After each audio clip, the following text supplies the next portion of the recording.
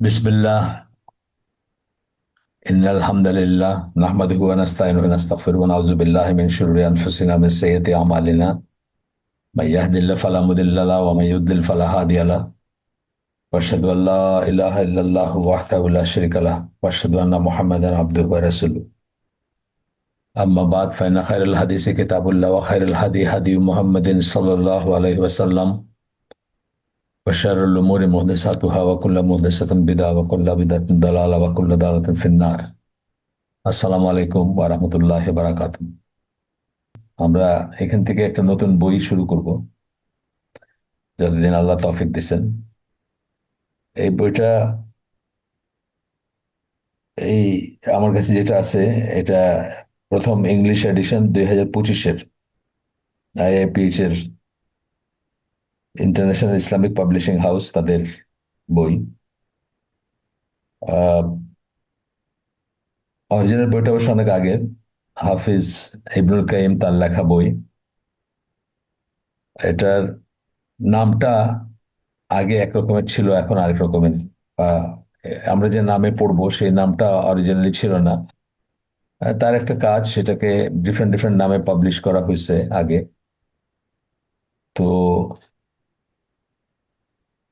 এখন থেকে বেশ অনেক বছর আগে প্রথম পাবলিশ করা হয়।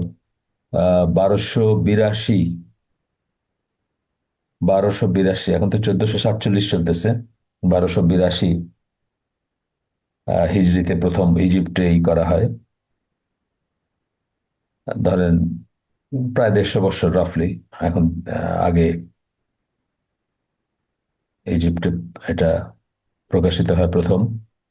তারপরে 1346, রাফলি 100 বছর আগে, 101 বছর আগে আবার সেটা করা হয়, পাবলিশ করা হয় ইজিপ্টে। তখনকার পাবলিকেশন গুলো তো এরকম ছিল না, এখনকার মতো ছিল না, হয়তো অনেক লিমিটেশন ছিল বা।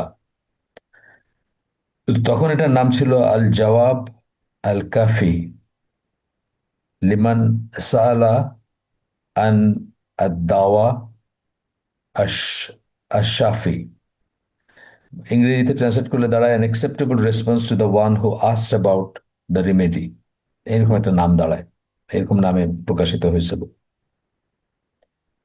তারপরে 1377 হিজরি, এখন তো 1447, 1377 হিজরিতে আবার সেটা মিশরে প্রকাশিত হয়। তখন এর নামটা হলো এখনকার যে নামটা আমরা পড়বো আজকে, সেই নামে প্রকাশিত হয়। এটা আমরা পড়তে গেলে কয়েকভাবে বলতে পারি, মানে আদা ওয়া দাওয়া, এভাবে বলতে পারি। লিখতে গেলে আমরা লিখি আদা উ ওয়া দাওয়া উ। তো আদা ওয়া দাওয়া বলতে পারি, অথবা আমরা আদা উ ওয়া দাওয়াও বলতে পারি। এনি হুইচ ওয়ে বলতে পারি। ইংরেজিতে ওনারা একটা নাম, বর্তমান নাম যেটা দিয়েছেন সেটা হচ্ছে the remedy for those victimized by sins. যারা পাপে জর্জরিত অথবা পাপে জড়িত, তাদের জন্য রিমিডি, তারা তাদের জন্য আহ, শিফা, তাদের জন্য তারা কি করে সেখান থেকে বের হয়ে আসবেন, সেরকম একটা সেন্স আসে আর। এই হচ্ছে বইয়ের নামের ব্যাপারগুলা বললাম, এবং কিছুটা কিছুটা বললাম, মানে ব্যাকগ্রাউন্ড বললাম। হাফেজ ইবনুল কাইম এর জন্ম রাফলি 750 বছর আগে এখন থেকে, রাফলি। মৃত্যু 750 না, 750 একটু কমই হবে। মৃত্যু ধরেন এখন থেকে 650, 675 বছর, রাফলি 675 বছর আগে তার মৃত্যু। দামাস্কাস, সিরিয়ায়, সেখানে জন্ম। এবং ওনার একটা বড় পরিচয় হচ্ছে উনি ইবনে তাইমিয়ার ছাত্র ছিলেন। কিন্তু আহ, প্রসঙ্গ প্রসঙ্গ হিসাবে, মানে ওনার লেখালেখি প্রসঙ্গ আহ, সম্ভবত সবচেয়ে বেশি আসে যত ক্লাসিক্যাল স্কলারদের বা যত আহলে সুন্নাত জামার যে সব মুজতাহিদ আলেম এবং স্কলারদের কথা আসে, তাদের ভিতরে ওনার প্রসঙ্গটাই বোধহয় সবচেয়ে বেশি পাওয়া যায় যে কোনো লেখালেখিতে, যে কোনো ইসে। এখনকার আমরা যেসব লেখালেখি দেখি সেগুলোতে আহ, তাদের ইটাই সবচেয়ে বেশি, তার ইটাই সবচেয়ে বেশি আসে, তার প্রসঙ্গটাই বেশি আসে যে কোনো লেখা ইসলামের। দেখবেন যে তার কোনো কথা এসেই পড়তেছে আর কি। আহ এতই আর কি তার লেখালেখির এত ডিফারেন্ট ডিফারেন্ট আছে, মানে ভার্সেটাইল আর কি, মানে অনেক সাবজেক্টের উপর ওনার লেখা আছে, এবং ওনার প্রসঙ্গটা ইউজুয়ালি আসেই সবসময়। আচ্ছা, তো এই বইয়ের আর একটু আলোচনা করা দরকার আছে। এই এই এদের লেখা বই, মানে এদের লেখা না, সরি, এদের পাবলিশ করা এই যে ইসের আপনার আইআইপিএইচ এর, তারা প্রথমেই একটা, দেখছি আমি কয়েকটা বইতে পেলাম আমি, প্রথমেই তারা একটা জিনিস ভেরিফাই করেন about the word lord. Lord কথাটা যখন ইউজ করা হবে এখানে, আমরা যেটাকে রব বলি আর কি আরবিতে, কিন্তু এটাকে লর্ড বলা হয়, মানে ইংরেজিতে যখন লেখেন লর্ড লেখেন, উনি একটা ভেরিফাই করতেছেন যে এই ইসলামের ভাষায় যখন আমরা লর্ড বলি সেটা, এবং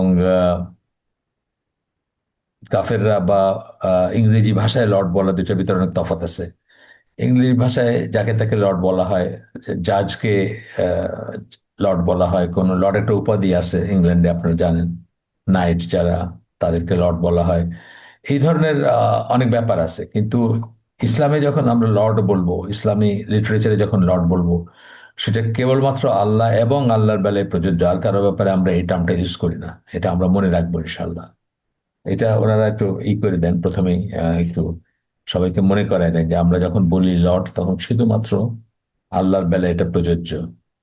এটা এটা একটা আর কি, মানে প্রত্যেকটা বইতে আমি দেখছি, আরো আরো বেশ কটা বইতে আমি দেখছি যে সিরিয়াস স্টাডিজ এর বইয়ের আগে ওনারা ইদানিং আহ, দেখি যে এইভাবে করে দেন আপনার, এইভাবে বলে দেন আর কি সব। আচ্ছা, ওনার নামটা, আসল নামটা, আমরা যদি ওনাকে ইবনুল কাইম বলি, ওনার আসল নামটা অনেক বড়।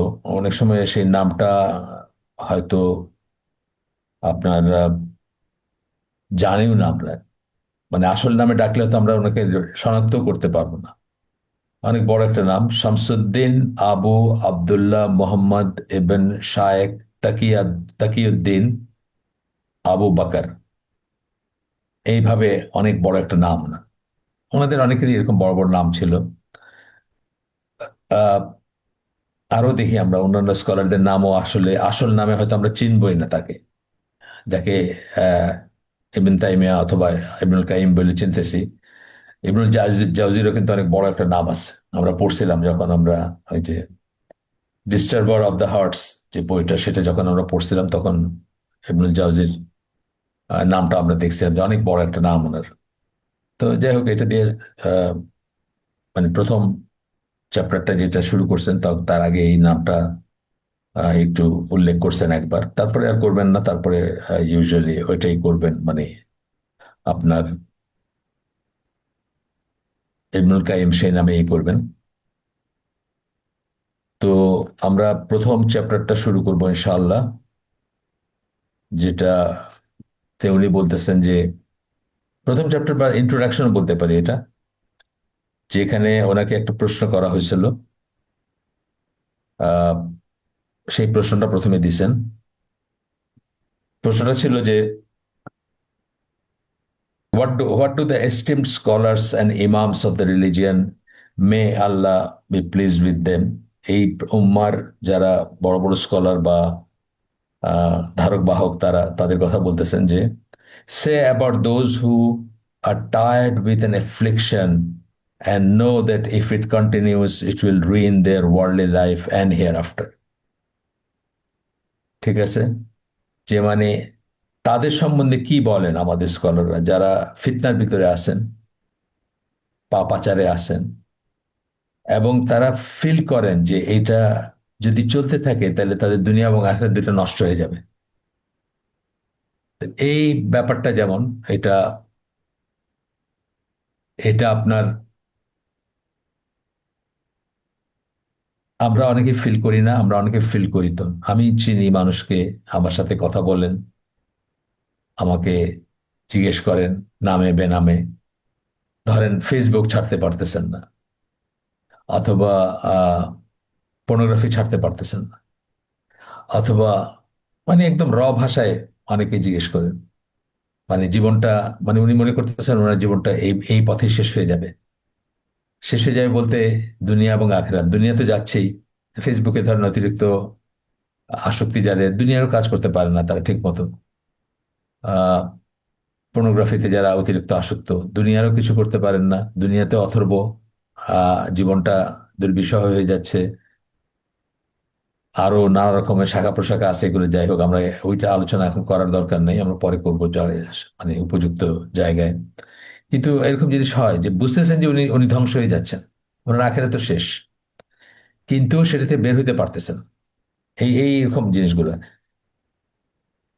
দে have been attempting to resist it by every means. তারা চেষ্টা করতেছেন যতভাবে সেই পাপাচার বা সেই দুরবস্থাটাকে রেজিস্ট করতে, নিজের যে অবস্থা। Yet its intensity and strength only increases, কিন্তু দেখা যাচ্ছে তিনি ইনি আরো বেশি বেশি এটার ভিতরে জড়ায় পড়তেছেন। এটা কিন্তু খুব কমন একটাই। আহ, আমি তো অনেকের, আমি যদিও কাউন্সিলিং এর যোগ্য না, কিন্তু আমাকে অনেকে, অনেক ইয়াং জেনারেশনের অনেক মানুষজন অনেক সময় যোগাযোগ করেন, অনেক সময় কথা বলেন আমার সাথে, নামে বেনামে বললাম তো দুইভাবেই করেন। তো এই বোঝা যাচ্ছে যে তাদের ভিতরে একটা আর্ডেন্ট আছে, মানে তারা বুঝতেছেন তারা ধ্বংস হয়ে যাচ্ছেন, তারা এটা বাইরে হয়ে আসতে চান, কিন্তু তারা পারতেছেন না। তারা আরো বেশি জড়ায় পড়তেছেন এটার ভিতরে। What is the path to removing it, কিভাবে সেটাকে, সেটা থেকে মুক্তি পাবেন বা সেটা জীবন থেকে সরাবেন? What are the means of escaping it, কিভাবে সেটা থেকে পলায়ন করবেন? মেয়ে আল্লাহ, কথাগুলো পরিচিত লাগতেছেন না? যারা শুনতেছেন তাদের কাছেও লাগতেছে হয়তো ছোট, অত অত অত সিভিয়ার অবস্থা না হয়, কিন্তু আমাদের প্রত্যেকের জীবনে কিন্তু এরকম জিনিস আসছে। বই পড়া দেখছি আমি, বই পড়া তো ইউজুয়ালি একটা একটা মানে জিনিস আপনার, আহ, খারাপ কিছু না, একটা অ্যাপ্রিসিয়েবল জিনিস। সেই বই পড়া দেখছি আমি যে এমন ভাবে মানুষ বই পড়তেছেন যে সেটা থেকে বাইরে আসতে পারতেছেন না। মানে বই পড়া বলতে গল্পের বই পড়তেছেন, নেশা, একদিনে একটা দুইটা, একদিনে দুইটা পড়তে হইতেছে, দুইটা পড়তেছেন, একটা পড়ে হইতেছে না, মানে একটু সময় পাইলে আবার ভাত খাওয়ার টেবিলে অন্য জায়গায় পড়তেছেন। সেটাও কিন্তু মানে, এটা যে সবসময় খুব, আমি যেসব খুব বেশি খারাপ কথাগুলো বললাম সেগুলো হবে এমন কোনো কথা নেই। অনেক সময় একটা মানে অ্যাপারেন্টলি মনে হচ্ছে যে এটা অত অত হার্মফুল না, কিন্তু এরকম একটা জিনিসের ভিতরে আপনি মুক্তি চাচ্ছেন যে কিভাবে এখান থেকে বাইরে হয়ে আসবো। এরপরে আপনার এই প্রশ্ন যখন রাখা হয়েছে তখন উনি উত্তর দিচ্ছেন, আল্লাহ করছেন, আল্লাহ আলহামদুলিল্লাহ বলে শুরু করছেন। তারপরে আবু হুরায়রা রাদিয়াল্লাহু আনহু বর্ণনা একটা হাদিস কোট করছেন প্রথমেই। রাসূল সাল্লাল্লাহু আলাইহি ওয়াসাল্লাম বলেন, Allah has not send down a disease without also sending down a cure for it. আল্লাহ এমন কোন রোগ, এখানে কিন্তু আমরা ও আচ্ছা, লিটারালি এই এটার মানে কি, আদা, আদা উ বা আদা ওয়াদ্দাওয়া। আদা মানে হচ্ছে যে ডিজিজ, লিটারাল মিনটা আমি বলি নাই, সরি। ডিজিজ ওয়াদ্দাওয়া মানে হচ্ছে তার মেডিসিন। আমরা দাওয়াখানা বলি না, সেই দাওয়াখানা ওইখান থেকে আসছে। দাওয়া মানে হচ্ছে মেডিসিন, আর দাওয়া মানে হচ্ছে আপনার অসুখ। তাহলে সেই অসুখের অসুখ এবং তার, অসুখ এবং তার ঔষধ। এই জন্য আমরা রোগ ও নিরাময় দিছি, এটার নাম, আজকের টপিকটার নাম বা এই সিরিজটার নাম। তো প্রথম হাদিসে যেটা পড়লাম বুখারীর হাদিস, সেখানে আল্লাহ রসুল বলতেছেন যে আল্লাহ এমন কোন অসুখ পাঠানি নাই যেটা, মানে কিওর ছাড়া কোনো ওষুধ পাঠান নাই, যেটার কোনো শিফা, মেডিসিন বা ঔষধ দেন নাই, এমন কোন ওষুধ, অসুখ, রোগ, এমন কোন রোগ আল্লাহ নাজিলই করেন নাই যেটার ওষুধ আল্লাহ দেন নাই। অর্থাৎ প্রতিটি রোগের জন্য আল্লাহ ওষুধ দিয়েছেন। এটা প্রথমে শুরু করলেন কেন? এটা একটা হোপের কথা, এটা একটা আশার কথা। আমরা যে যত খারাপ অবস্থায় থাকি না কেন, এখানে রোগ বলতে ফিজিক্যাল রোগের কথা বলা হচ্ছে না, আপনারা যা বুঝতেই পারতেছেন। পাপাচার বা ওই ধরনের রোগগুলো যেগুলোতে আমরা ইন্ডালজ হয়ে যাই বা ইন্ডালজ থাকি, সেগুলোর কথা বলা হচ্ছে। আহ, রোগ বলতে অন্তরের রোগ, শরীরের রোগ, সবকিছু ইনক্লুড হবে। এই হাদিসটাতে যখন বলা হচ্ছে সবকিছু ইনক্লুডেড এটার ভিতরে। তো বলতেছেন যে রোগ বলে যেটাকে আমরা এই করবো, যেমন অ্যাডিকশন গুলো তো একটা রোগ এক ধরনেরই। যত রকমের অ্যাডিকশন আছে বা যত রকমের পাপ আছে, সেগুলো তো পাপ পূর্ণ একটা অন্তর বা একটা একে রোগাক্রান্তই মনে করা হয়। আর সুস্থ অন্তরটা পাপ মুক্ত থাকবে, সবসময় থাকে এমন কথা না, বাট পাপ মুক্ত থাকে। তো এই সেন্সটা আসে। এরপরে একটা হাদিস আসতেছে, মুসলিমের হাদিস, জাবির বিন আব্দুল্লাহ রাদিয়াল্লাহু আনহু উনি বলেন, আল্লাহ রাসূল সাল্লাল্লাহু আলাইহি ওয়াসাল্লাম বলেন, there is a medicine for every disease, প্রতিটি রোগের জন্য ঔষধ আছে। when that medicine reaches the disease, যখন সেই ওষুধটা প্রপার হয় এবং সেটা আহ, রোগ রোগ পর্যন্ত পৌঁছায়, অর্থাৎ রোগাক্রান্ত ব্যক্তি পর্যন্ত পৌঁছায় বা রোগ পর্যন্ত পৌঁছায়, তখন কি হয়? when that medicine reaches the disease, it is cured by Allah's permission, আল্লাহর অনুমোদন সাপেক্ষে সেটা, সেই রোগটা নিরাময় হয়। এখানে একটা ছোট্ট আকিদা পয়েন্ট চলে আসলো কিন্তু, খুব ইম্পর্টেন্ট আকিদা পয়েন্ট। এই একটা কথা, কিওর্ড বাই আল্লাহস পারমিশন, এই বোধটা যদি আপনার না থাকে, ছোট শির্ক অথবা বড় শিরকে লিপ্ত হতে পারেন আপনি যখন ওষুধ অথবা রোগের চিকিৎসা করতেছেন, ফিজিক্যাল রোগের ইভেন বলতেছি। এই কথাটা অলওয়েজ মনে রাখতে হবে। আপনাদের বলছি যে ইসলামিক বিলিফ বলে যে বইটা আমরা অনেক হালকায় পড়ি বা রিকমেন্ড করি, আকিদার বই, সেখানে এই জাদুটোনা এগুলো নিয়ে কথা বলতে গিয়ে, বা জাদুটোনা, জিন বা খারাপ জিন তাদের কথা, এই সমস্ত কথা বলতে গিয়ে শুরুই করছেন যে যে মনে করবে যে তার তার কোনো অনিষ্ট, কোনো জাদুকর, জাদু বা জিন করতে পারবে উইদাউট আল্লাহ স্যাংশন, আল্লাহর অনুমোদন ছাড়া, হি ইজ এ কাফের। জাস্ট সরাসরি কাফের বলছেন, আর কোনো ইফ অ্যান্ড বাট বলেন নাই। এই জন্য এই সেকেন্ড হাদিসটা যেটা পড়লাম মুসলিমের, এটা বাই আল্লাহস পারমিশন কথাটা অত্যন্ত ইম্পর্টেন্ট। এটা আমাদের প্রত্যেকটা ক্ষেত্রে, প্রত্যেকটা অ্যাফ্লিকশনে মনে রাখা উচিত। যখনই আমরা বলি যে প্যারাসিটামল খাওয়া মাথা ব্যথা সেরে যাবে বা জ্বর সেরে যাবে, তখনই যেন আমাদের মাথায়, আমাদের এবং যাকে বলতেছি তার মাথায়, অথবা সবাই, সকল মুসলিম, সকল মুমিনের মাথায় বা অন্তরে যেন এটা থাকে যে কেবলমাত্র আল্লাহর অনুমোদনেই এটা হবে। যদি আল্লাহ করেন তাইলেই আপনি রোগমুক্ত হবেন। ঔষধের ইটসেলফ কোনো ক্ষমতা নাই আপনাকে করার। ওষুধকে আল্লাহ সৃষ্টি করছেন, আপনার রোগকে আল্লাহ সৃষ্টি করছেন, আপনাকে আল্লাহ সৃষ্টি করছেন, এবং আল্লাহর কতগুলো সুন্নাহ আছে সেই হিসাবে, সাবাব বা কার্যকারণ হিসাবে আল্লাহ এই ওষুধটাকে এই রোগের জন্য সৃষ্টি করছেন, নির্ধারণ করছেন। এবং তারপরেও ভালো হইতে হইলে আল্লাহর অনুমোদন লাগবে, এই বোধটা অত্যন্ত ইম্পর্টেন্ট। এবং এই একটা, এই ছোট্ট কথাটা, বাই আল্লাহস পারমিশন, এই হাদিসটা মানে আহ, এটা এটা সহকারে আপনার বোধটা এবং ছাড়া বোধটা আকাশ পাতাল তফাৎ হয়ে যাবে আপনার আকীদায় বা আপনার আপনার স্ট্যাটাসে। আপনি হয়তো মুশরিক হয়ে যেতে পারেন জাস্ট এই একটা জায়গায় যদি আপনি মনে না রাখেন যে বাই আল্লাহস পারমিশন।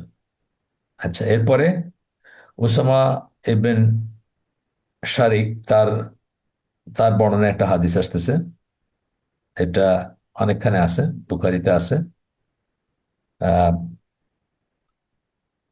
আল আদাব আল মুফরাদ, সেখানে বুখারীর সেই বইতে আছে। আহমদ আল হুমায়দ, আবি সাহেবা, ইবিন আবি সাহেবা, ইবিন মাজা, আবু দাউদ এবং তিরমিজি, এখানে আপনার অথেন্টিক বলতেছেন, অথেন্টিক চেইন অফ রিলেশন। এখানে একই ধরনের কথা, বাট বলতেছেন যে Allah did not send down a disease without also sending a cure. এইটুকু তো আমরা আগেই মোটামুটি এই এই থিমটা আমরা দেখছি আগেই। Those who know the cure are able to treat it with Allah's permission. যারা সেই ওষুধটা জানেন, রোগ মানে নিরাময়টা কিভাবে হবে বা ওষুধটা কি সেটা জানেন, তারা কি করতে পারবে? Those who know the cure are able to treat it with Allah's permission. আল্লাহর অনুমতি সাপেক্ষে, অনুমোদন সাপেক্ষে যারা ওষুধটা জানে তারা ট্রিট করতে পারবে। আবারও কিন্তু এই কথাটা আসলো এটা যে কোনো ওষুধের বেলায়, যে কোনো ডাক্তারি বিদ্যার বেলায়, যে কোনো চিকিৎসার বেলায় সার্বক্ষণিকভাবে আমরা মনে রাখবো, এবং উল্টাটাও যে কোনো অ্যাফ্লিকশনের বেলাও আমরা মনে রাখবো যে একজন জাদু কর বা একজন কালা জাদু, যেটা বলি আমরা ব্ল্যাক ম্যাজিক বা জিন, আমাদের কোনো অনিষ্ট করতেছে। জিনিসটা খারাপ, কিন্তু আল্লাহর অনুমোদন ছাড়া সেটা করতে পারতো না, সেখানেও আল্লাহর একটা অনুমোদন আছে। তার মানে এটা না যে আল্লাহ সেটা চাইতেছেন, বা তার মানে এটা না যে আল্লাহর পছন্দনীয় জিনিস সেটাকে আমরা মনে রাখবো, সেটা না কিন্তু ব্যাপারটা। কিন্তু তার অনুমোদন লাগবে, এই জন্য আমরা বলি যে যে কোনো জিনিস যেটা পাস্ট হয়ে গেছে, এটা একটা আকিদার পয়েন্ট, যে যেটা পাস্ট হয়ে গেছে, ধরেন আজকে সকালে আমরা লগ ইন করছি, এখানে পাস্ট হয়ে গেছে, এটাতে আল্লাহর অনুমোদন ছিল, তা নাহলে এটা হইতে পারতো না। এবং সেই জন্য যে জিনিসটা হয়ে গেছে বা পাস্ট হয়ে গেছে, সেটাকে প্রিডেস্টিন বা প্রিডেস্টিনেশন হিসাবে বা কদর হিসাবে কনসিডার করা উচিত, এবং সেটার জন্য আফসোস করা উচিত না যে, ইস, এটা না হইলে ওইটা হইতো, বা এটা না হইলে ওইটা করতাম। এই এটা না হইলে ওইটা হইতো ব্যাপারটা একসময় একদম কুফর বা শিরকের পর্যায়ে চলে যায়, যদি ডিপেন্ডিং অন আপনি কি মনে করতেছেন তার উপরে। এটা আমরা মনে রাখবো ইনশাআল্লাহ। আচ্ছা, এরপরে এগুলো কিন্তু সব হাফিজ ইবনুল কাইম উত্তর দিতেছেন, তাকে যখন জিজ্ঞেস করা হয়েছিল সেটার উত্তর দিতেছেন। উত্তরে এই জিনিস দলিলগুলো মেনশন করতেছেন, ABCD দলিল মেনশন করতেছেন। আচ্ছা, এরপরে আরেকটা হাদিস আসতেছে, এটা একটা বড়। আল্লাহ রাসূল বলেন, Allah has not sent down a disease without also sending down a cure or medicine for it, except for one disease. একটা ছাড়া আর সকল রোগের জন্য আল্লাহ নিরাময় দিছেন, মেডিসিন দিছেন, ওষুধ দিছেন। এমন কোন ওষুধ, এমন কোন রোগ আল্লাহ দেন নাই যেটার জন্য ওষুধ দেন নাই, এক্সেপ্ট ওয়ান, একটা ছাড়া। মানুষজন জিজ্ঞেস করলো সেটা কি, হোয়াট ইজ ইট? তিনি বললেন, ওল্ড এজ, অর্থাৎ বার্ধক্যে যে সমস্ত জিনিসগুলো, বার্ধক্যজনিত যে রোগগুলো হয়, সেগুলা ধরেন আপনার দিকে হইতেই থাকবে, এটার কোনো, এটা এটা আপনি ডিলে করতে পারেন আল্লাহর ইচ্ছায়। আহ, কিছু কিছু জিনিস আছে, যেমন ধরেন আপনি এক্সারসাইজ এর উপর যদি থাকেন, তাইলে আপনি সচল থাকবেন, বা আরো ব্যাপার স্যাপার আছে। কিন্তু এটাকে মানে করার কোনো উপায় নেই, বার্ধক্যকে আপনি বাইপাস করে যাবেন, বার্ধক্যর ব্যাপারগুলো, এটার কোনো রাস্তাই নেই, এটি সুন্নাহ। এতে বললেন। তো এরপরে বলতেছেন যে এই যে উপরের যে হাদিসগুলো পড়লেন সেগুলোর কথা বলতেছেন, যে এগুলা হার্ট, সোল এন্ড বডি, হ্যাঁ, অন্তর, আত্মা এবং শরীর, সবকিছুর অসুখের বেলায় প্রযোজ্য, সব রকমের অসুখের বেলায় এগুলো প্রযোজ্য।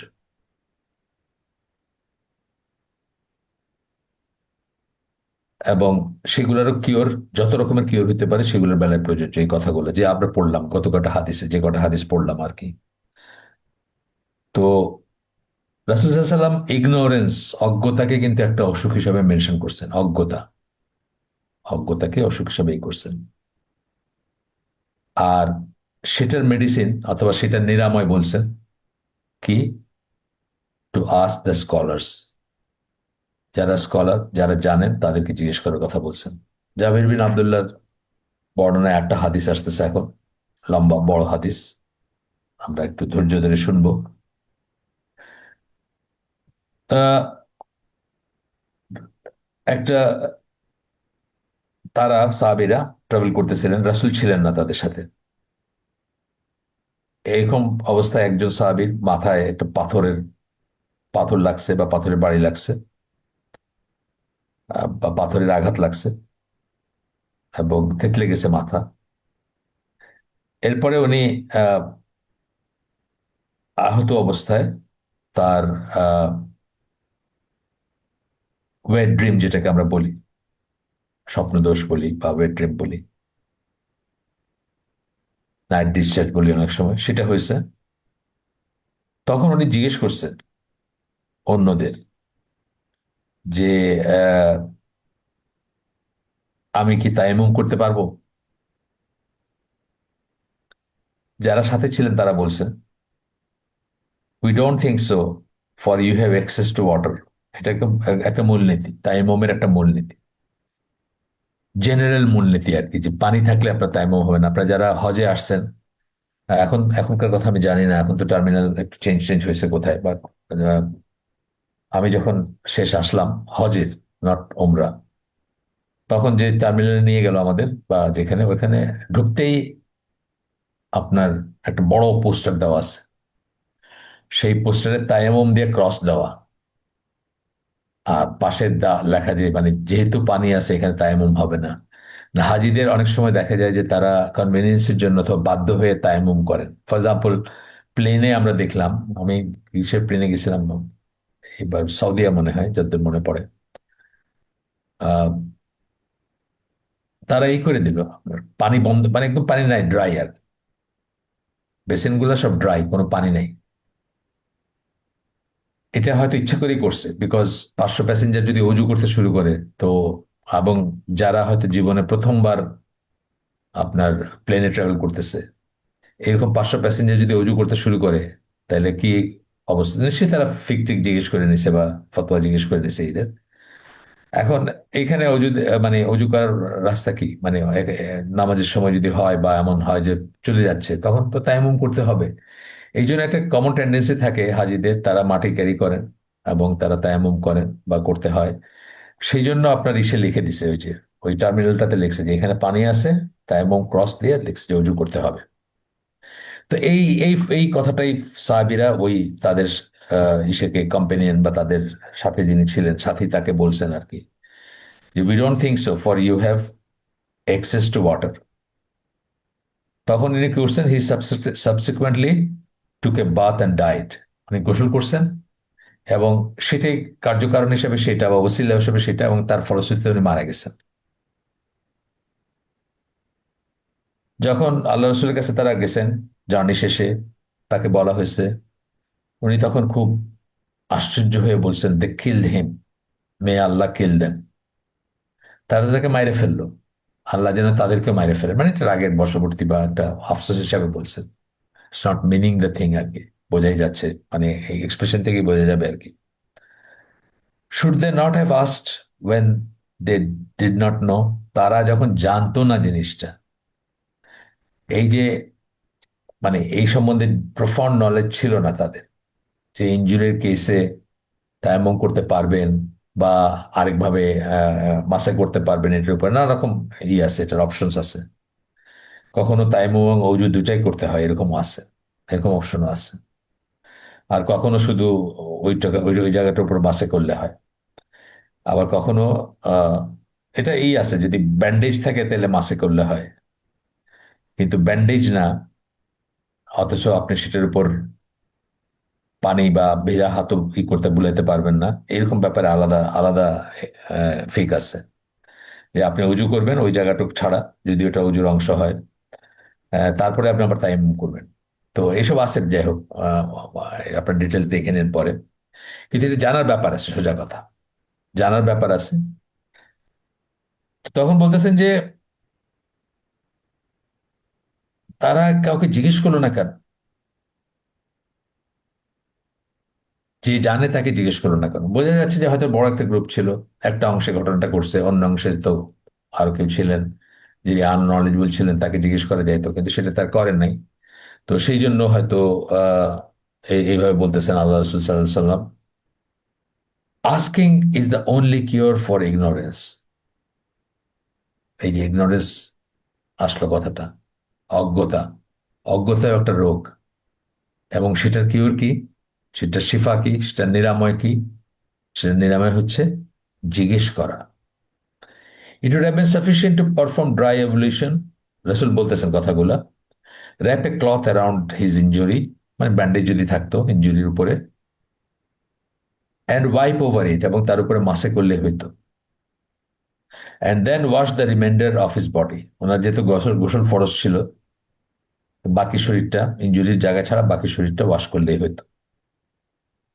এটা আবু দাউদ এর হাদিস, অথেন্টিক চেনে আসছে। শেষ। এরপরে আল্লাহ রসুলাম এইখানে বা অন্যত্র আল্লাহ রসুলাম বলতেছেন যে আমাদের অজ্ঞতা হচ্ছে একটা রোগ, আর যার ওষুধ হচ্ছে বা নিরাময় হচ্ছে জিজ্ঞেস করা। এরপরে কোরআনের দিতেছেন, কোরআনের রেফারেন্স দিচ্ছেন।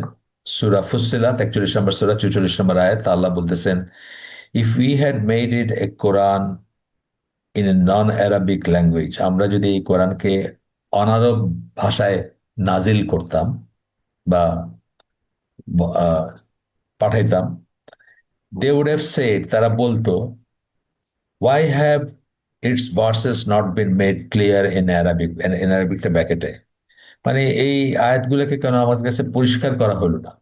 তার মানে আরবরা তো বুঝতো না সেটা, সেটা বলতো আল্লাহ, সেটা বলতেছে যে যদি আমরা অন্য কোনো ল্যাঙ্গুয়েজে নাজিল করতাম তাহলে তারা বলতো যে কেন আমাদের কাছে পরিষ্কার করা হলো না, অর্থাৎ আরবিকে কেন নাজিল করা হলো না। Why in a non Arabic language, একটা অনারব ভাষায় কেন নাজিল করা হয়েছে।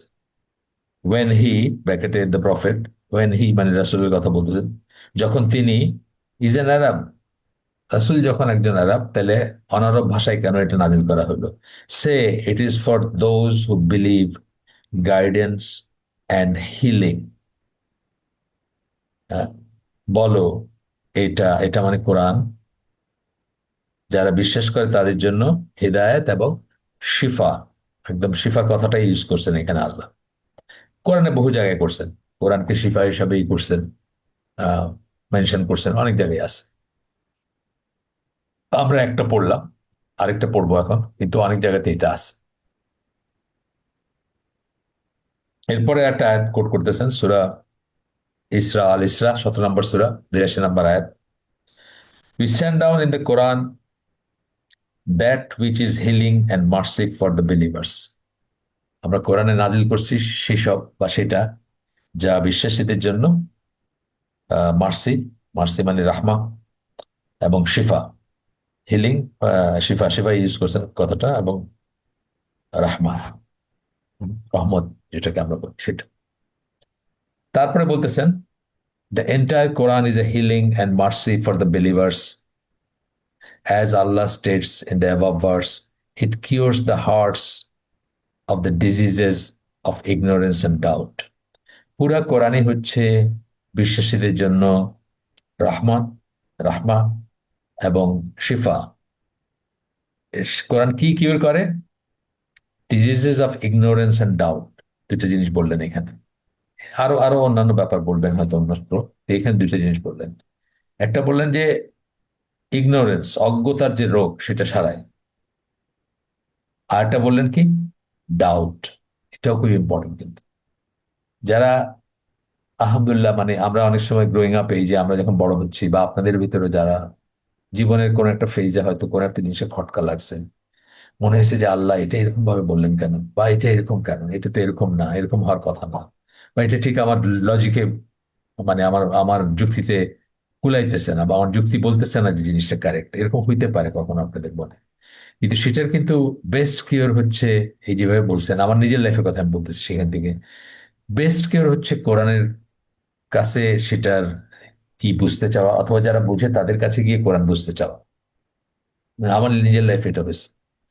এবং এরপরে এক সময় যেটা হয়েছে যে এমন একটা অবস্থা আসছে আমার অন্তরের বা আমার ভিতরে, যে আমি যখন একটা কোরআনের আয়াত পড়ি, বা সেটার এক্সপ্লেনেশনটা পড়তেছি বা সেটার তাফসীরটা পড়তেছি, আমি রেডিলি ফিল করি যে এটা আল্লাহ ছাড়া কারো কাছ থেকে আসে নাই। এক নাম্বার, মানে ডাউটের উল্টাটা আমি বলতেছি। দুই নাম্বার হচ্ছে যে আমি আপনার,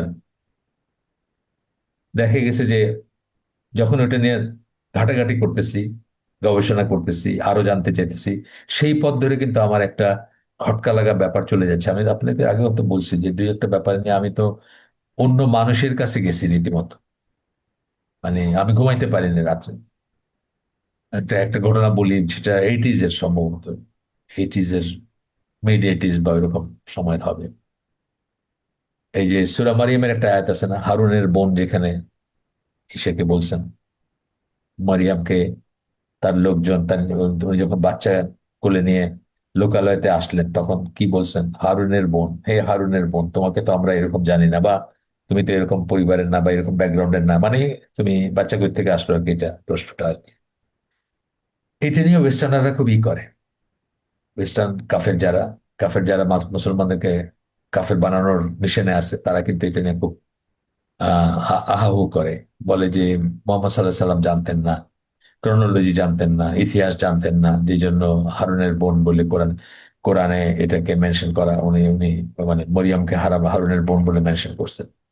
দেখেন, এই একটা জিনিস যদি আপনার ভিতরে এই রোগটা থেকে যায়, তাহলে এর ইমপ্লিকেশন কি? আপনি প্রথমত মনে করতেছেন যে মোহাম্মদ সাল্লাহ সাল্লাম এটা লিখছেন, এটাই বলতে চাচ্ছে তারা।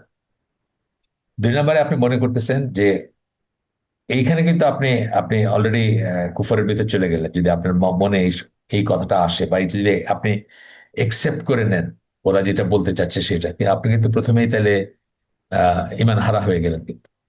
বিকজ আপনি যদি মনে করেন মোহাম্মদ সাল্লাহ সাল্লাম লিখছেন কোরআন, আপনার ইমান আর থাকলো না। আচ্ছা, তারা কিন্তু সেটাই বললো আপনাকে। তারপরে কি বলতেছে যে লেখছেন লেখছেন ঠিক আছে, বা কপি করছেন বাইবেল থেকে, যেটা তারা বলে, অথচ ভুলভাবে কপি করছেন, ঠিক মতো কপিও করেন নাই, যে জন্য ওই 500 বছরের ডিফারেন্সে ঈসা আলাহ সাল্লাম এবং ইসেকে আহ, মানে সময়টাকে এক করে দিচ্ছেন। অর্থাৎ মারিয়াম তার হারুনের বোন ছিলেন না। তো এই ব্যাপারগুলা, এই যে জিনিসটা, এটা যখন আপনি আপনি যদি আপনার খটকা লাগে, আপনি যদি ঘাটাঘাটি করেন, আপনি যদি জানতে চান, তখন কি হবে? আপনার জিনিসটা পরিষ্কার হয়ে যাবে। আপনি দেখবেন যে এখন না, ওই সময় রাসূলের সময় রাসূলকে আয়েশা সাহাবীরা বলছেন যে অমুক কাছে গেছিলাম আমরা, আমাকে ওই অমুক খ্রিস্টান মঙ্ক সে বলছে যে তোমাদের কিতাবে লেখা আছে মরিয়মের কথা এরকম, মরিয়ম তো হারুনের বোন ছিল। রাসূল সাহেব কি বলছিলেন? তো বলতে পারলা না? বা বলবা, মানে যদি বলে তাহলে বলবো, মানে আমার এক্সাক্ট হাদিসটা মনে নাই, বাট কথাগুলো মনে আছে যে মানুষজন, ওই সময়কার মানুষজন, এখনকার আমাদের দেশেও অনেকে, ওই সময়কার মানুষজন বা আমাদের এখনকার যুগে আমরা কি করি, আমাদের বংশে যদি কেউ একজন কোনো কারণে প্রমিনেন্ট থাকে, তার সাথে একটা সম্পর্ক, মানে ধরেন অমুকের বংশধর বা অমুকের নাতি বা অমুকেরই, এইভাবে কিন্তু মেনশন করা হয়। এবং এটা সেমেটিক ট্রেডিশনে আগেও করা হতো, এবং সেই হিসাবে করা হয়েছে। তো এটা আহ, ধরেন এই উত্তরটা আমি যদি জানি, তাহলে আমার আমার সেই সন্দেহের বা আমার খটকা লাগা, যেটা সন্দেহ তো না, সন্দেহ সৃষ্টি করার চেষ্টা করতেছে তারা, সেটা সেটার প্রতি মানে আহ, আমার যে দুর্বলতা, বা আমি যে সাসেপ্টেবল যেটাকে আমরা বলি, সেটা আর থাকতো না। মানে বা প্রোন থাকতাম না, আমরা আমরা ওইটা থেকে মুক্ত থাকতাম যদি আমাদের নলেজটা থাকতো। সো এই নলেজটা যখন হইলো যে সেমেটিক ট্রেডিশনে এইভাবে, যেমন রাসূল সাল্লাল্লাহু আলাইহি ওয়াসাল্লামকে অনেকে আদনানি বলেন, আদনান কিন্তু ওনার বাপের নাম না, বা ওনার সময়কার কেউ না। কয়েক কয়েক সিঁড়ি আগের, কয়েক স্টেপ আগের কোন একজন প্রমিনেন্ট ইসের নাম ছিল আদনান। ওই জন্য কিন্তু রাসূল সাল্লাল্লাহু আলাইহি ওয়াসাল্লামকে অনেকে আদনানি ডাকেন। তার মানে উনি আদনানের ছেলে বা এরকম কিছু না। এই ব্যাপারটা গুলা আর কি, এই ব্যাপারগুলা জানার ছিল বা আছে। এবং আমি আপনাদেরকে আগে বলছি যে আহ, এই ব্যাপারটা সবচেয়ে ভালো এক্সপ্লেন করছেন মোহাম্মদ আসাদ তার উম, আপনার মেসেজ অফ দ্য কোরআন বইয়ে, এই সূরা মরিয়মের এই আয়াতের প্রসঙ্গে উনি বলছেন যে আহ, খ্রিস্টিয়ানরা কত বড় মুনাফিক, যে একই ধরনের কথা তাদের বাইবেলে আছে। মরিয়মের একজন কাজিন ছিলেন এলিজাবেথ, যেটা মানে ইংলিশ নাম এলিজাবেথ, তাকে একইভাবে এই আহ, কয়েকশো বছর আগের বা আগের বংশধরের সাথে যুক্ত করে অমুকের বোন বা অমুকের কিছু একটা বলে, মেয়ে এরকম বলে একটা সম্বোধন করা হয়েছে। সেটা কিন্তু তারা এখানে উল্লেখ করে না, বা সেটা তারা চেপে যায়। অথচ তারা আপনার আমাদের এটাকে, আমাদের আমাদের অজ্ঞতাকে, বা আমরা যদি আমাদেরকে মানে কি বলবো, কাফের বানানোর চেষ্টা করে, অবিশ্বাসী বানানোর চেষ্টা করে, সন্দেহ ঢুকানোর চেষ্টা করে। এই জাস্ট প্রসঙ্গ তো আসলো, আবার বললাম। অনেকে হয়তো নতুন আছেন এখানে, যারা আমাকে অনেক বছর চিনেন তারা হয়তো জানেন যে, বা তারা হয়তো শুনে থাকবেন, আমি আগে এটা মেনশন করছি এই এই পার্টিকুলার এক্সাম্পলটা। আর মোহাম্মদ আসাদের ওটা যদি কেউ আমার কাছে মানে এই সহ চান, দলিল সহ কোন পেজে আছে কোথায় আছে, আমি বলে দিতে পারবো সেটা। একটু সময় দিলে বলতে পারবো ইনশাল্লাহ। বা মেসেজে তো কোরআন যদি থাকে কারো কাছে অ্যাভেলেবল, দেখতে পারেন আপনারা। গেল এটা। এরপরে বলতেছেন আবু সাইদ খুদরি, তার বর্ণনা একটা হাদিস। এটাও বেশ বড় হাদিস, মনে দেখি একটু দাঁড়াও। এটা বেশ বড় হাদিস, বুখারী মুসলিমের হাদিস। এখানে বলতেছেন এটা আমরা জানি, ঘটনাটা আমরা অনেকেই জানি, তারপরে আমরা শুনবো, যেহেতু আমরা একজনের লেখা পড়তেছি, তার তার উনি যেভাবে করতেছেন সেইভাবে আমরা শোনার চেষ্টা করব। তো বলতেছেন যে সাহাবীদের এক দল একটা জার্নিতে ছিলেন, এবং তারা আহ, একটা এরিয়াতে বিশ্রাম নিচ্ছিলেন, যেখানে বেদুইনদের একটা জোনে, কোন একটা বেদুইন গোষ্ঠীর জোনে। তো তারা, তাদেরকে সাধারণত কি হয়, সাধারণত আরব দেশের ট্র্যাডিশনই ছিল এটা, ওয়েফেয়ারার্স যারা, তাদেরকে তারা কিন্তু, আরবদের বেশ কিছু ভালো গুণ ছিল যেগুলা তাদের সময় ছিল, এবং সেগুলা ইসলামও সেগুলাকে ক্যারি ওভার করছে, সেগুলাকে মানে আহ, নাকচ করে দেয় নাই। সেরকম একটা ছিল যে তারা ওয়েফেয়ারদেরকে, ওয়েফেয়ার মানে মুসাফির যারা, তাদেরকে তারা ভালো ট্রিট করতো। তাদের যেটুকুই ছিল, যেটুকু তাদের এটা কোরআনে আমরা দেখি, অনেক জায়গায় দেখি যে ইব্রাহিম আলাইহিস সালামের বাসায় যখন, বাড়িতে যখন ফেরেশতারা আসলেন, উনি তো চিনেন নাই তাদেরকে, উনি কি করলেন, উনি পশু জবাই করে তাদেরকে এন্টারটেন করার চেষ্টা করলেন। মানে এটা আরব ট্রেডিশনে খুব কমন, যে যত গরিবই হোক, তার যাই থাকুক, সেটা দিয়ে তারা চেষ্টা করবে আপনাকে এন্টারটেন করতে। এটা ছিল আর কি, যে বিশেষ করে বেদুইনদের ছিল আর। তো আহ, তারা ওই যে ট্রাইবটা, যে বেদুইন গোত্রটা বা যে বেদুইন লোকগুলো ছিল এখানে, তারা তাদেরকে কোন রকম আপ্যায়ন করাটা আহ আপ্যায়ন করাটা মানে অস্বীকার করলো, আপ্যায়ন করতে চাইলো না। এরপরে কি হলো যে আহ, ওই গোত্রের যে চিফ ছিল, তাকে কোনো সাপ বা বিচ্ছু, স্টাং বলছেন, বিচ্ছু টাইপের কিছু হবে, স্টিং যেহেতু বলছেন, স্টিং এর পাস্ট টেন্স, তাকে কামড়াইলো। এবং সেই সময় তারা তাকে মানে তার চিকিৎসা করার চেষ্টা করলো। বিষাক্ত জিনিসই করছে, হয়তো তার বডির কালার চেঞ্জ হচ্ছে বা চেহারা চেঞ্জ হয়ে যাচ্ছে, এরকম ফেজের ভিতর দিয়ে যাচ্ছে, তারা চেষ্টা করলো, কিন্তু সেগুলো কোনো কাজে লাগে নাই। তখন তারা একে অপরের সাথে কথা বলতেছিল, তাদের ভিতর পরামর্শ করলো, why do we not approach those men who have stop for rest. আমরা ওই ওই লোকগুলো জিজ্ঞেস করি না কেন, যে তারা কিছু জানে নাকি, তাদের কাছে কোনো চিকিৎসা আছে নাকি এটা। One of them may have something beneficial. তারা ততদিনে জানতো যে এরা মুসলিম বা এরা নবীর অনুসারী, হয়তো আধো আধো বিশ্বাসও করতো যে এদের এদের কাছে সত্য ধর্ম আসছে, বা এদের কাছে কোরআন আসছে, বা যাই হোক, মানে একটা একটা ইমপ্রেশন ছিল যে এদের কাছে কোনো লাভ হইতে পারে এদের কাছে জিজ্ঞেস করলে। They went to them and explain. তারা তার কাছে গেল, এবং তাদের কাছে গেল, কাদের কাছে, সাহাবীদের কাছে গেল, তারা ওই গোত্রের লোকরা, এবং তাদেরকে এক্সপ্লেন করলো, তাদেরকে ব্যাখ্যা করলো, gentleman, our chief has been stung, we have tried everything but nothing has been of any benefit to him, do any of you have anything. মানে বললো যে আমাদের গোত্রপতি, সে তো তার বিচ্ছুতে কামড়াইছে বা এই করছে, তো আহ, আমরা তো চেষ্টা করছি, কোনো কিছু কাজে রাখে নাই। তো তোমাদের কিছু জানা আছে নাকি? ওয়ান অফ দেম রিপ্লাইড, মানে সাহাবীদের একজন, উনি উত্তর দিলেন, ইয়েস বাই আল্লাহ, হ্যাঁ, ওয়াল্লাহি বলেন না, ওনারা তো আসলে কথায় কথায়, মানে এটা একটা ছিল, এখনো আছে তাদের ভিতরে, ওয়াল্লাহি বলবে কথায় কথায়, মানে আল্লাহর কসম, মানে এটা ওই সেন্সে একদম শপথ নেওয়া কসম না হইলেও, মানে আল্লাহর নামে বলতেছি, এরকম একটা সেন্স আসে সবসময়। ইয়েস বাই আল্লাহ, যদিও মানে ই হিসাবে কসমই এটা, মানে ফর্ম হিসাবে। I am versed in medicine, একজন বললেন যে আমি আহ, চিকিৎসা করে থাকি। We requested you to host us, আমরা তোমাদের কাছে আপ্যায়ন চাইছিলাম। অনেক সময় হয় না, পানি শেষ হয়ে গেছে, খাবার শেষ হয়ে গেছে, তো তখন হয়তো কিছু একটা চাইছেন, সেটা তারা রিফিউজ করছে। তো বলতেছেন যে আমি তোমার কাছে আহ, চাইছিলাম, সহায়তা চাইছিলাম, অ্যান্ড ইউ রিফিউজড, কিন্তু তোমরা আমাদেরকে প্রত্যাখ্যান করছো, অস্বীকার করছো।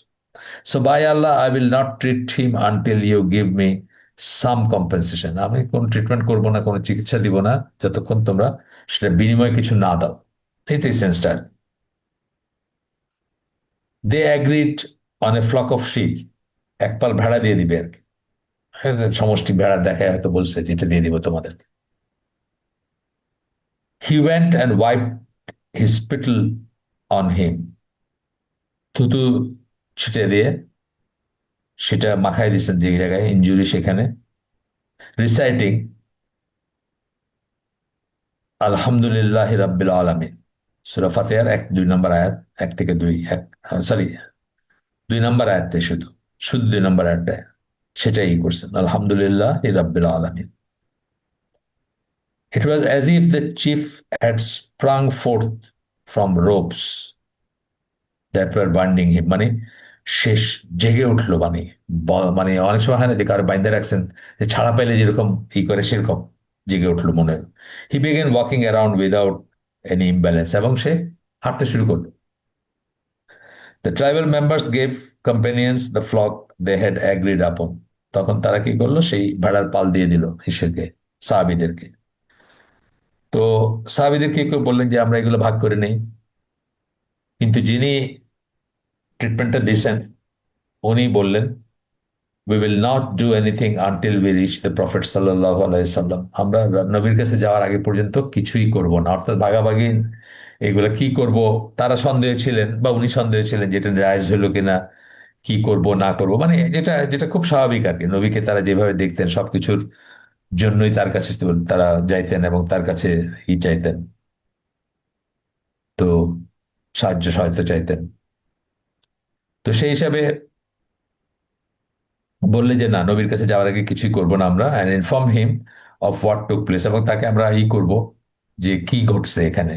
আসলে আহ, ওইটা হয়তো 100% শিওর হয়ে করেন নাই জিনিসটা, জাস্ট একটা চেষ্টার উপরে বা একটা একটা ইমপ্রেশনের উপরে করছেন, এরকম হইতে পারে। এই জন্যই তারা মানে মানে উনি যিনি অসুখটা মানে ট্রিটমেন্টটা করছেন, উনি আহ চাচ্ছেন না যে নবীর মতামত নেওয়ার আগে এগুলা যা বিনিময় যা নিছেন সেগুলা ডিস্ট্রিবিউট হোক বা ভোগ করা হোক, এটা চাচ্ছেন না। We will see what he tells us to do, আমি দেখবো তিনি আমাদেরকে কি করতে বলেন। হাদিসটা বড় বললাম না, একটু ডিটেলসে, মানে পুরা হাদিসটা আসছে, পুরা বর্ণনটা আসছে। আমরা এটা হয়তো অনেকেই জানি বা অনেকেই পড়ছি, কিন্তু হয়তো এইভাবে ডিটেলস পড়ি নাই। বুখারী মুসলিমের হাদিস এটা। When they arrived to see Allah's Messenger sallallahu alaihi wasallam, they mentioned this incident to him. তারা তার সাথে দেখা করলেন এবং কি কি ঘটছে এটা বললেন তাকে, রাসূল সাল্লাল্লাহু আলাইহি সাল্লামকে। He said, দেখেন, আল্লাহ রাসূল এটা জানার কথা ছিল না তাদের, এই জন্য কিন্তু আল্লাহ রাসূল তাদেরকে এইভাবে জিজ্ঞেস করছেন। He said, how did you know it was a ruqya? তোমরা কি করে জানলা, বা তুমি কি করে জানলা যে এটা একটা রুকিয়া? রুকিয়া মানে যখন আমরা ঝাড়ফুঁক, জায়েজ ঝাড়ফুঁক গুলা করি বা যেটার মাধ্যমে আমরা ট্রিট করার চেষ্টা করি, এই রুকিয়া, এই এই এইটা একটা দলিল, এই হাদিসটা একটা দলিল যে রুকিয়া করে যারা পয়সা নেন তারা উত্তম না হলেও জায়েজ, সেটা উত্তম না, সেটা আমরা দেখবো। মঞ্জুরুল্লাহের একটা ইয়ে আছে না, আমাদের আমাদের চ্যানেলে লাগানো আছে, আপনারা খোঁজ করলেই পাবেন। একটা রুকিয়ার উপর, একটা হিজামার উপর করছেন উনি, এবং দুইটাই প্রফেশন হিসাবে বা আর্নিং হিসাবে উত্তম না, কিন্তু জায়েজ। তো এটা একটা দলিল, এই এই এই পার্টিকুলার হাদিসটা একটা দলিল যে রুকিয়া করে পয়সা নেওয়া বা বিনিময় নেওয়াটা যে জায়েজ। তারপরে বলতেছেন, ইউ আর কারেক্ট, তুমি জানলা কিভাবে, প্রথমে জিজ্ঞেস করলেন, তারপরে বললেন যে তুমি ঠিক কাজটাই করছো, মানে এটা একটা রুকিয়া। Divide the flock and include a share for me, তোমাদের ভিতর ভাগ করে নাও আর একটা অংশ আমাকে দিও, আমার জন্য দিও, নির্ধারণ করো। যেহেতু উনি ওই ইসের আমির, সাহাবীদের আমির না উনি, গোত্রপতি, ওদের ওদের যেরকম গোত্রপতি, উনি সাহাবীদের আমির, সেই হিসাবে এটা যে কোনো ট্র্যাডিশনে দেখবেন আপনি যে যে কোনো আগের, আরো আগের যদি ধরেন গোত্রের কোনো ব্যাপার, কোনো অ্যাচিভমেন্ট, কোনো গনিমত, কোনো শিকার বা কোনো প্রাপ্তি, সেখানে দেখবেন যে অলওয়েজ গোত্রপতির একটা শেয়ার থাকবে।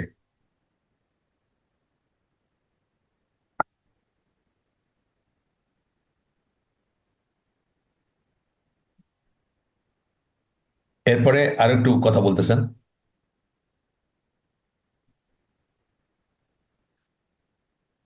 আরো আরো আরো একটু বলতেছেন, লেখক বলতেছেন এখন, হাফিজ ইবনুল Qayyim, this medicine treated the disease and removed it such that it seemed it had never afflicted the chief.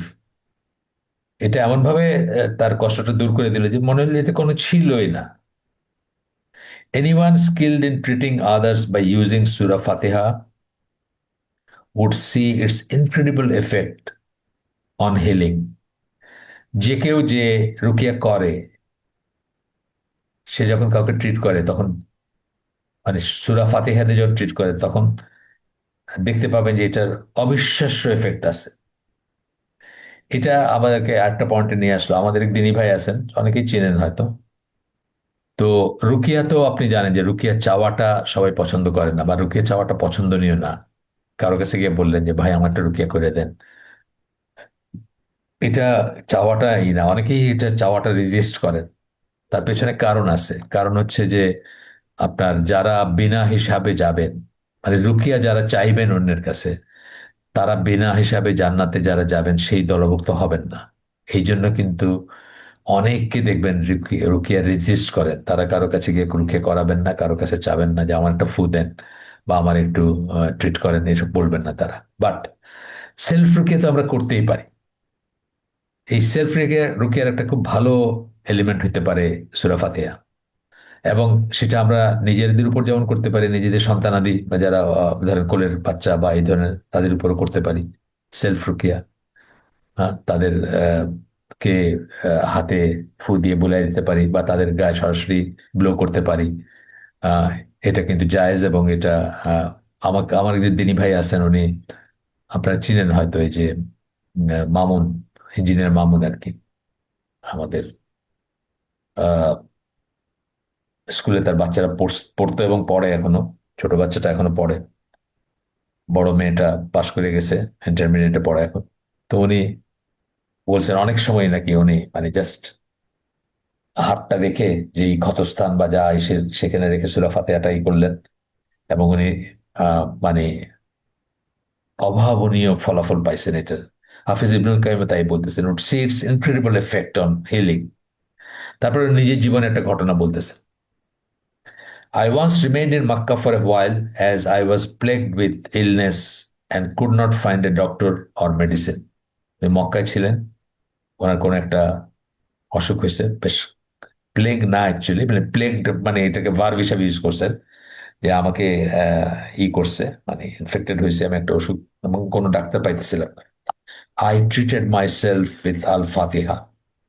আমি নিজেকে ফাতিহা, সূরা ফাতিহা দ্বারা চিকিৎসা করলাম, অর্থাৎ রুকিয়া করছেন নিজেকে, সেলফ রুকিয়া। And notice its incredible effect, এবং এর অবিশ্বাস্য এফেক্ট খেয়াল করলাম। Since then I have prescribed it to whoever complains of pain and many of them quickly return to health. বলতেছেন যে ওনার নিজের কথা বলতেছেন যে এই সময়ের পরে আমার যখন, আমি যখন এটা দেখলাম, তারপরে আমি অনেককে এটা এটা সাজেস্ট করছি এবং দেখছি অভাবনীয় রেজাল্ট দেখছি যে তারা আর কি কি এফেক্টটা হয়। তারপর বলতেছে যে এখানে একটা ব্যাপার আছে, আমরা আমরা আমরা যেন বুঝি এটা, আমরা যেন আহ, এটা খেয়াল করি। The verses, supplications and words of remembrance with which we seek treatment. আয়াত হইতে পারে, দোয়া হইতে পারে, আসকার হইতে পারে।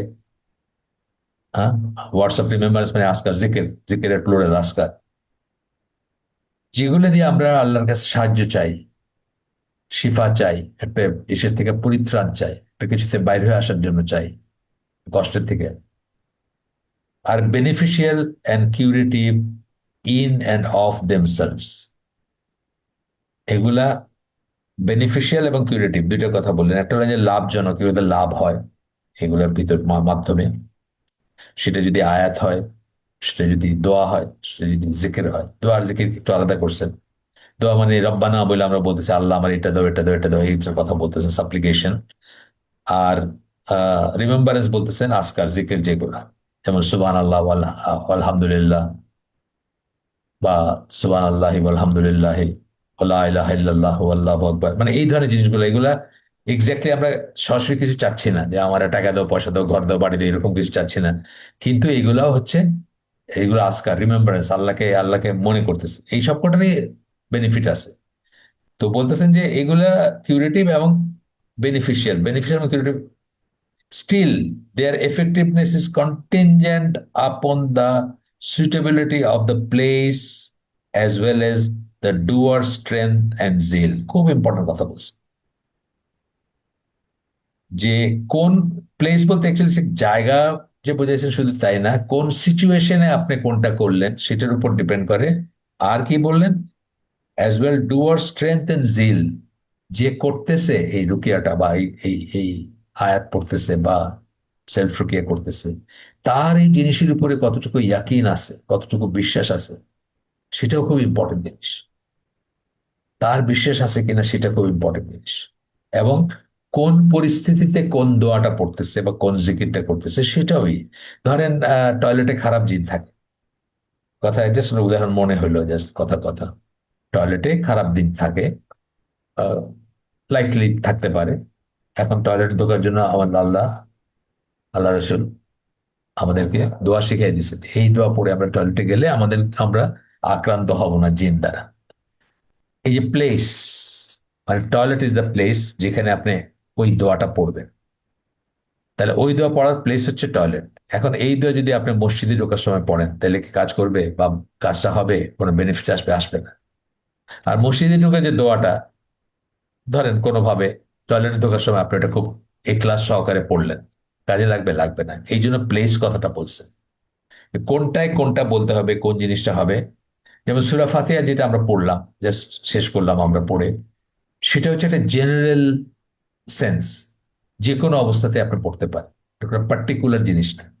কিন্তু টয়লেটে ঢোকার যে দোয়াটা বললাম, সেটা কিন্তু একটা পার্টিকুলার দোয়া, সেটা ওই জায়গার জন্যই প্রযোজ্য। এবং মসজিদে ঢোকার যে দোয়াটা বললাম, সেটাও কিন্তু মসজিদে ঢোকার জন্য প্রযোজ্য। এটা এটা মনে রাখার ব্যাপার আছে।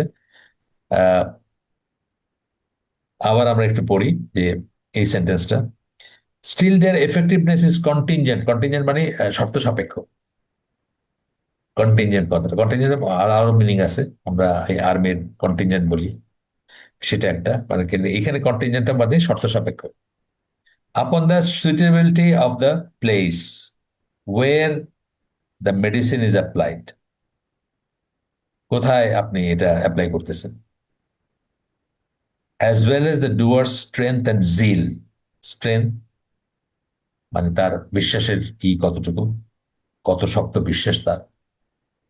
অ্যান্ড জিল এবং তার আহ, আহ, বিশ্বাসের সাথেই আসতেছে। জিল বলতে আমরা উৎসাহ বা অনুপ্রেরণা বা এই সেন্স গুলো, মানে মানে কত জোশ আছে তার, সেই সেরকম জিনিসগুলো বুঝে।